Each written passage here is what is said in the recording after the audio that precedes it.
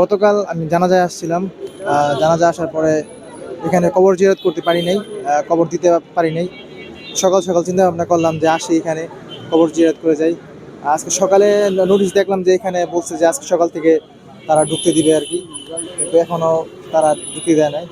আমি এমনিতে কবর জিয়ারত করে গেছি। দোয়া করি আল্লাহ তাআলা তাকে জান্নাতে উচ্চ মাকাম দান করুক। আসলে ওনার মতো এত বীর বাংলাদেশে আসলে ইতিহাসে এত সুন্দর জানাজা, বাংলাদেশে এত সুন্দর জানাজা কোথাও হয় না। আসলে এটা আমার বিশ্বাস হচ্ছে না আর কি। মানে ওনার কথা বলতে গেলে আমার ভিতরে খুব খারাপ লাগে। পার্সোনালি আমি কিন্তু ওনার অনেক বড় একটা ফ্যান ছিলাম। ওনার ওনার কথাগুলো আমার খুব ভালো লাগতো আর কি। ওনার প্রত্যেকটা কথার ভিতরে বীরত্বের একটা ভাব থাকতো। উনি ভারতের আধিপত্য নিয়ে যেভাবে কথা বলতেন, এভাবে আমাদের মনে হয় না বাংলাদেশ আর কেউ বলতে পারবে। বাচ্চাকে নিয়ে আসার মূল কারণ হলো তাকে দেখাইতাম আর কি, যে এখানে একজন বীর শুয়ে আছে আমাদের মাঝখানে।